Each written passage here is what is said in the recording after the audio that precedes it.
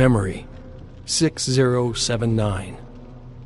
The sound of Archie's hands pounding against... Memory 6079. The sound of Archie's hands pounding against the door feels 100 miles away. Evan ascends the staircase. Each step feels lighter than the last. He just needs a little break. No fake friends. No overbearing boss. No unions. No maggots. No lies. No mine. No killing. He figures if he calls the fire department to let his father out, it would take them a few minutes to get here. By then, he could be long gone. Find a new place to call home. Maybe down the coast, somewhere a little sunnier. As he reaches the top of the stairs, he notices something pooling around his feet. Smoke? He turns around and barrels back down the stairs. The smoke feels like soup as he descends, pitch black and choking. Too thick for smoke. Fog? He can't hear his father screaming anymore. As it chokes out the light, it also seems to choke out sound. Evan calls to his father, but the fog swallows his voice. He lurches forward, arms outstretched. Each step feels like it should be the last, but the staircase keeps descending. Finally, after what feels like a lifetime, his foot hits solid ground. He places his hands on the wall, feeling his way around to the door. But these walls aren't right. Cold, rough, slick to the touch. The fog begins to dissipate, just enough to see his own hands. Blood. He gasps as the room comes into view. The steel door is gone. The gray concrete walls replaced by rickety wooden boards. Streaks of gore reach from floor to ceiling as exposed pipes rattle erratically. His eyes scan for anything.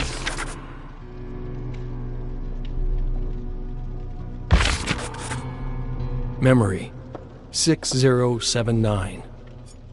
The sound of Archie's hands pounding against the door feels 100 miles away. Evan ascends the staircase. Each step feels lighter than the last. He just needs a little break.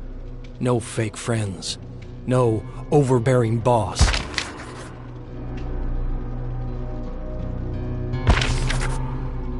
Memory 6080. The feeling in the pit of his stomach is too much for him. He turns and stumbles back up the stairs. The ascent feels endless. Every muscle in his body aches. His lungs burn. But he pushes upward. Out of this basement. Out of this nightmare. At the top, he finds himself nowhere. No mine. No estate. Nothing but unending rocky ground in every direction. And that damned fog again. He picks a direction and starts walking. He remembers being young, hunting with his father, getting separated, lost in the woods. Back then, he walked straight until he hit a road, got his bearings, got back to the car, got an earful from his father. His fists tighten. He supposes he'll get another earful when he finds him. If he finds him. The thought makes his stomach drop. How long has he been walking? He cannot remember. It feels like it's been days. He can barely remember the basement where he left his father, as if he hadn't seen it in years. A smeared, gray memory. But that other basement, it's heavy, vivid in his mind, as if he never left. He can still count the planks on the wall and those hooks. He could almost hear them calling out to him. He snaps out of his reverie as a sharp, crushing pain shoots up his leg. He collapses, shrieks in pain, looks down. His father's bear trap. He shouts out again, frustrated. Who did this? The same person who brought him here? Who separated him from his father? He pries it open, wrests his ankle from its grip. Blood gushes from the jagged wound. He looks around again, desperate for some sign of humanity. Nothing. I'll die here, he thinks. I just wanted to get away. He drops to his seat, wraps his arm around the trap, and passes out as the fog muffles his pained screams.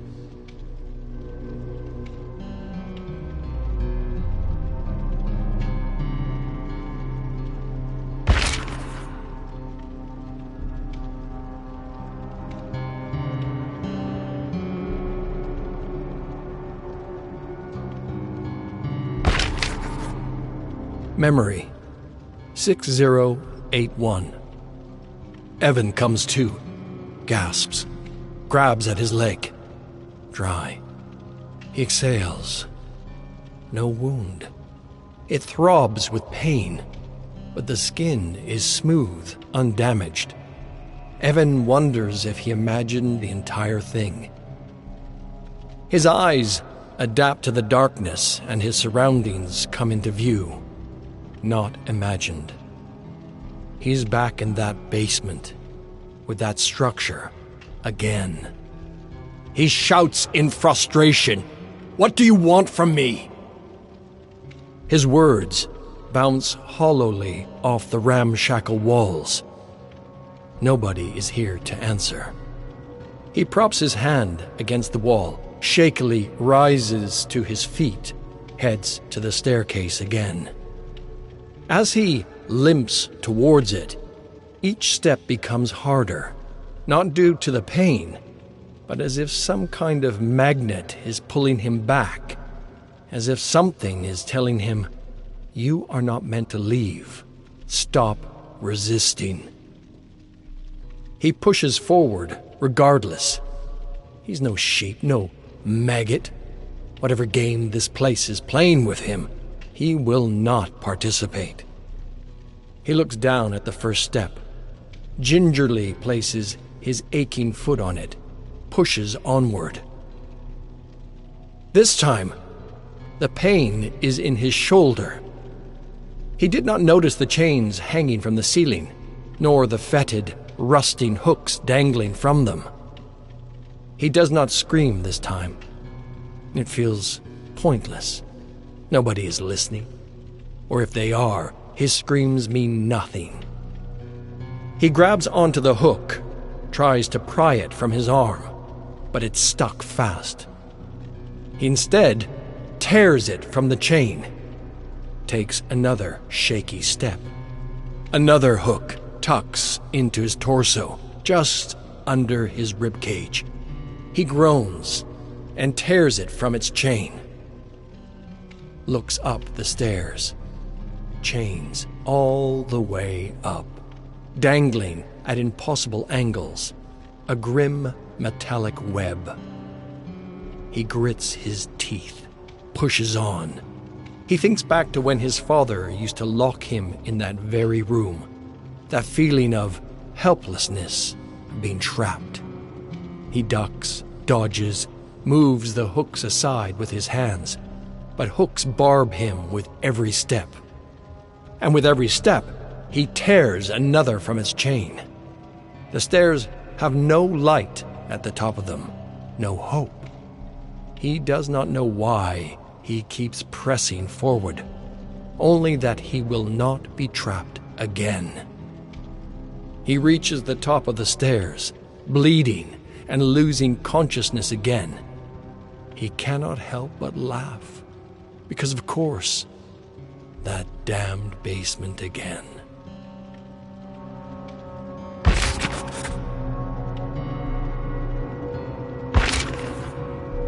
Memory 6082.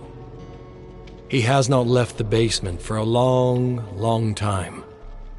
There's no food, but he does not starve, just feels a vague hollowness. The stairs are pointless. He has slammed the walls, shouted, tried to sleep, but nothing changes. The blood continues to pour down the walls. The pipes continue to rattle, and the structure continues to reach out to him. He decides to focus on it. He's tried everything else. He picks up his bear trap, the one familiar thing in this realm, and ambles over to the structure, places a hand on it, closes his eyes. What he sees is a memory. Not his own memory, someone else's. A moonlit forest, weak, anguished cries in the distance. The point of view shuffles forward towards it. A man lying on the ground in a bear trap. Evan's uncle. "Archie, get me out!" He feels his father's voice as if it resonates from his own throat. "Roland, what do you got yourself into?" Roland whimpers, tugs feebly at the trap, cries out again, "Brother, please!" Evan feels the creases of his father's face sharpen as he frowns. Weak, pathetic, wretched, weak, idiot, maggot! His right hand grips the blade of a meat cleaver. "Can't even hunt bear right!" Raises the cleaver. Evan gasps as he returns to his own body. It felt so real. The evening frost in his lungs, the dimples of the cleaver's handle, the hate. He looks at the structure again, with new understanding. This place didn't take me from him. It saved me from him. His violence, his control. He gently wraps his fingers around one of the structure's hooks, pulls it, tests its resistance. He acutely feels that hollowness again, a hunger, a longing. He asks again, earnestly this time, "What do you want from me?" As if in response, an animalistic growl erupts from the staircase.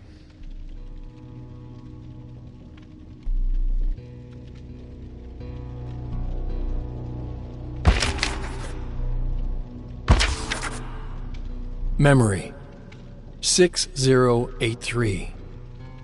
Evan whips around, faces the stairs.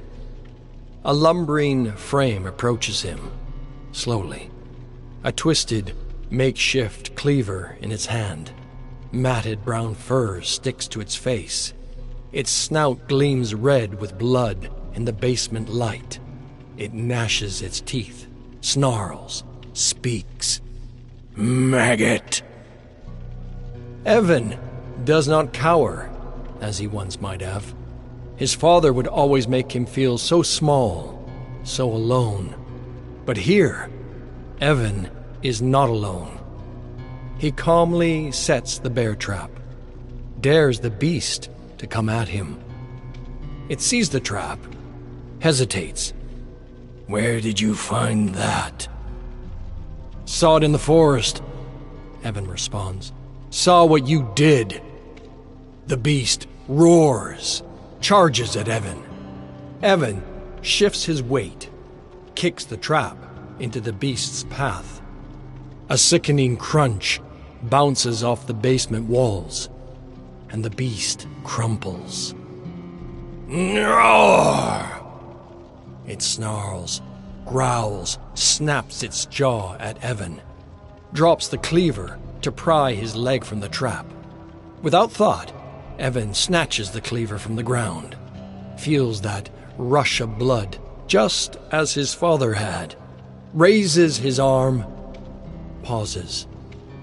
No, not a kill, a sacrifice. He grabs the beast by its shoulders, lifts it, and slams it back onto a hook. It screams out of shock, throws its arms to its back, tries to unhook itself, but its body is too massive, its arms too short. It flails and screams as Evan walks back to the wall, holds the cleaver in his hand, feels its weight. He watches silently as the fight leaves the beast. The hollowness in Evan's chest dissolves, replaced by a new feeling: fulfillment. He basks in this feeling for a long time. Impossible to tell how long. He watches the beast give up, watches its skin dry, peel, explode with maggots, watches the desiccated meat flop to the floor, watches the maggots consume the flesh, leaving behind only bones. He picks up the beast's femur, begins to carve into the bone with his cleaver, whittles a face, a jaw, affixes the beast's teeth, a smile.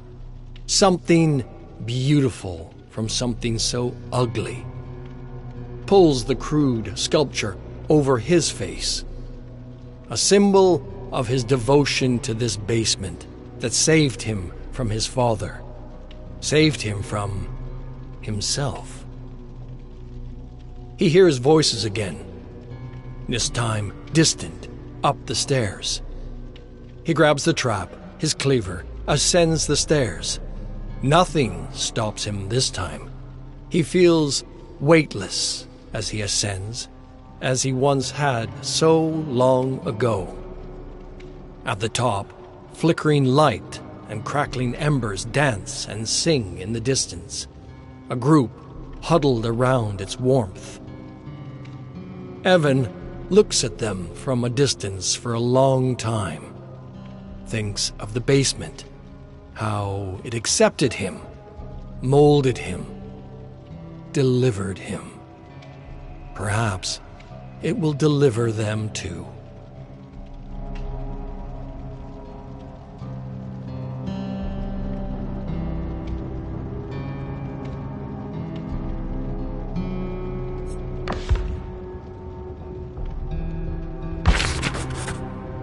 Memory 8125.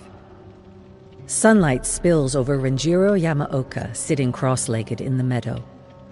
His horse, Raifu, waits patiently. The samurai inhales, considers the weight of the katana at his hip. His mind wanders for a second, the calm disrupted. His chest tightens. The green fields before him offer no peace when he knows his son spills the red blood of innocence upon them. He is on the trail to stop him. Kazan, the man known as the Oni, his son who has made it his mission to purify the samurai, not through discipline or honor, but by massacring the farmers who oppose them. A savage reaction to minor transgressions. The sun carves its way through the sky as Raifu carries Renjiro along a quiet road. Modest homes dot the field ahead. No one toils outside. There is an unlikely stillness, as if he journeys through a painting. In the distance, a man watches, leaning against his home. He does not move. As Renjiro approaches, the scene becomes clear.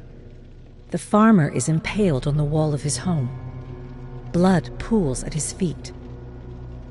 A crow takes flight. It ignores the corpse, instead landing further down the hill.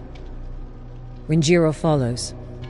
A pool of pitch blackness shuffles in the tall grass ahead. The dark stain screeches a vast murder of crows lambasting the intruder. Reluctantly, they take flight, stretching across the sky like a dark scythe. Blood soaks the earth where they stood. There are hints that the viscera is human, a roughly cut hand, an exposed femur, but the number of victims is impossible to know in the pulverized gore. This cannot be the work of Kazan. How could he? A sour lump rises in Renjiro's throat. He wonders if the commoners' tales are true. It must be an Oni that possesses Kazan, for his son could never... Memory 8126. Renjiro slumps with fatigue. He hears the voice in his head. Go home. You are no samurai. He is tired. He acknowledges the truth. I am no samurai. The voice demands more. You are not Renjiro Yamaoka. He nods. I am not Renjiro Yamaoka. The faded memories return. He is a child, torn from his parents. He does not understand why. They scream his name. Hachi! He never sees them again. He's brought to a snarling man who looks him over, opens his mouth, ignores his crying. Good. He will be for my son. Memory 8000.